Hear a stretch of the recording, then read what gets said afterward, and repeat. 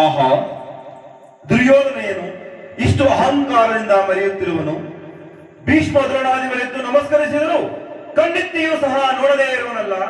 ಇರಲಿ, ಈ ನನ್ನ ಪಾದದಿಂದ ಈ ಭೂಮಿಗೆ ಮೆಟ್ಟಿ ತಾನಾಗಿಯೇ ಬಂದು ನನ್ನ ಕಾಲ ಮೇಲೆ ಬೀಳುವಂತೆ ಮಾಡುವೆನು.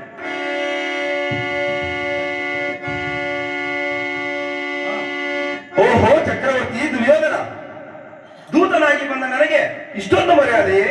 ನೀನು ಎದ್ದು ಬಂದು ನನಗೆ ನಮಸ್ಕರಿಸುವುದೇ?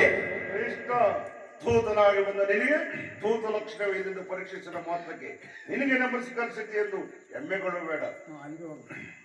ಬೈಕ್ ಚೆನ್ನಾಗಿದೆ, ಬೈಕ್ ಹೆಲ್ಪ್ ಮಾಡಿ ಮಾತಾಡಿ.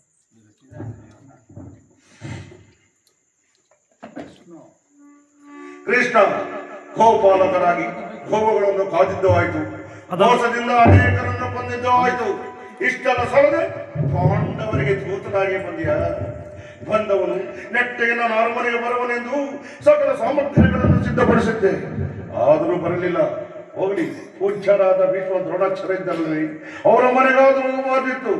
ಹೋದನ್ನು ಬಿಟ್ಟು ನಿನ್ನ ಹುಟ್ಟು ಕುಣಿಗ ಅನಾಥರು ಹೋದ ಆ ವಿದುರ ಮನೆಗೆ ಹೋಗುವುದೇ? ಛೇ ಛೇ, ಒಲ್ಲನಿಂದ ಪೋಷಕಾತ ನಿನಗೆ ಒಲ್ಲ ಬುದ್ಧಿದ್ದವರಿಗೆ ಓದಿದ್ದ ಕೃಷ್ಣ.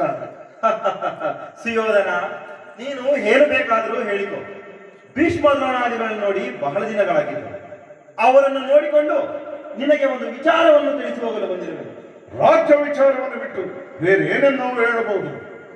ಸುಯೋಧನ, ರಾಜ್ಯ ವಿಚಾರವಿಲ್ಲದಿದ್ದರೆ ನಾನು ಇಲ್ಲಿಗೆ ಬರುತ್ತಲೇ ಇರಲಿಲ್ಲ. ಪಾಂಡವರಿಗೆ ಬರಬೇಕಾದ ಅರ್ಧ ರಾಜ್ಯವನ್ನು ಕೊಟ್ಟು ಸಂತೈಸಿ. ಪಾಂಡವರಿಗೆ ಅರ್ಧ ರಾಜ್ಯ? ಯಾರು ಪಾಂಡವರ ತಂದೆ?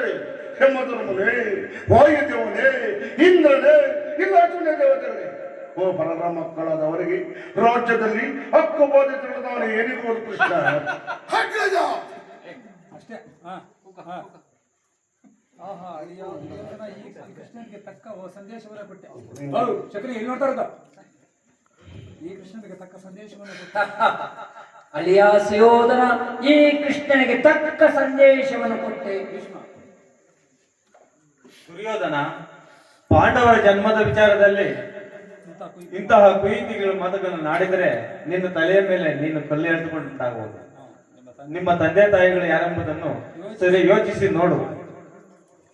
ಹೌದು ಸುಯೋಧನ, ಪಿತಾಮಹ ಹೇಳಿದ ಮಾತು ಸತ್ಯವು. ಪಿತಾಮಹ ಆಚಾರ್ಯದೇವು ತಾವು ಸುಮ್ಮನಿರಿ. ಇವರಿಗೆ ಈ ರಾಜ್ಯದ ವಿಚಾರವು? ಕೃಷ್ಣ, ರಾಜ್ಯವನ್ನು ಸಂಪಾದಿಸುವುದು ಬಹಳ ಸಾಹಸವಾದ ಯೋಜನೆ. ಅವರು ಸಾಹಸಿಗಳಾದರೆ, ಪರಾಕ್ರಮಗಳಾದರೆ ಅವರು ರಣರಂಗದಲ್ಲಿ ಅವರ ಪರಾಕ್ರಮವನ್ನು ತೋರಿಸಿ ರಾಜ್ಯವನ್ನು ಗೆಲ್ಲಲಿ, ಇಲ್ಲವೇ ಪುನಃ ಅರಣ್ಯಕ್ಕೆ ಹೋಗಲಿ. ಪಾಂಡವರು ಪರಾಕ್ರಮಗಳು ರಣರಂಗದಲ್ಲಿ ತೋರಿಸಲಿ. ಚಕ್ರವರ್ತಿ, ಪಾಂಡವರ ಪರಾಕ್ರಮಗಳು ರಣರಂಗದಲ್ಲಿ ತೋರಿಸಲಿ. ಅವರ ಯೋಗ್ಯತೆಯು ಆಗ ವ್ಯಕ್ತವಾಗುವುದು. ಚಕ್ರವರ್ತಿ ಸುಯೋಧನ, ನೀತಿಶಾಸ್ತ್ರ ವಿಶಾಲಕರಾದ ಪಾಂಡವರು ಶಾಂತಿಯಿಂದಲೇ ರಾಜ್ಯವನ್ನು ಪಡೆಯಬೇಕೆಂದಿರು. ಸತ್ಯವ್ರತಕ್ಕೆ ಭಂಗವಾಗಬಾರದೆಂದು ಧರ್ಮದಿಂದಲೇ ರಾಜ್ಯವನ್ನು ಪಡೆಯಬೇಕೆಂದಿರುವ ಆ ಧರ್ಮರಾಯನ ಪರಾಕ್ರಮ ನೀನು ಅನೇಕ ಬಾರಿ ಕಂಡಿರುವೆ ಅಲ್ಲವೇ? ಇನ್ನು ಪ್ರಳಯ ಕಾಲದ ಭೀಕರದಂತೆ ಸಿಂಹಗರ್ಜನಂತೆ ಸಿಂಹನಾದವನ್ನು ಮಾಡುತ್ತಾ ಬಕ ಹಿಂಬಾಲಿಗಳ ಮುತ್ತಿಗುಡಿ ಸಿಕ್ಕಿದ ಸಾವಿರ ಆನೆಗಳ ಬಲವುಳ್ಳ ರುದ್ರಾಂಶ ಸಂಭೂತನಾದ ಆ ಭೀಮಸೇನನ ಪರಾಕ್ರಮವು ನೀನು ಅನೇಕ ಬಾರಿ ಕಂಡಿರುವೆ ಅಲ್ಲವೇ? ಇನ್ನು ಪರಶುವನೊಡನೆ ಸರಿಸಮಾನವಾಗಿ ಹೋರಾಡಿ ಪಾಶುಪತಾಸ್ತ್ರ ಬ್ರಹ್ಮಶಿರೋ ನಾರಾಯಣಾಸ್ತ್ರಗಳನ್ನು ಪಡೆದುಕೊಂಡಿರುವ ಆ ಅರ್ಜುನನ ಪರಾಕ್ರಮ ಮುಂದೆ ನಿಮ್ಮವರ ಆಟಗಳು ನಡೆಯಬಲ್ಲವೇ? ಇನ್ನು ನಕುಲ ಸಹದೇವರನ್ನು ಕಡಿಮೆ ಸುಯೋಧನ ದುಡುಕಬೇಡ, ಯೋಚಿಸಿ ನೋಡು. ಕೃಷ್ಣ ಮಹಾಶೂರರನ್ನೇ ಹೊರಡುತ್ತಿರುವೆ. ಆ ಧರ್ಮರಾಯ ಕೈಲಾಗದೇಡಿ ಸಾತ್ವಿಕತೆ ವೇಷ ಬರೆಸಿಕೊಂಡು ಇಡೀ ಲೋಕವನ್ನೇ ಮುಚ್ಚಿಸುತ್ತವನು.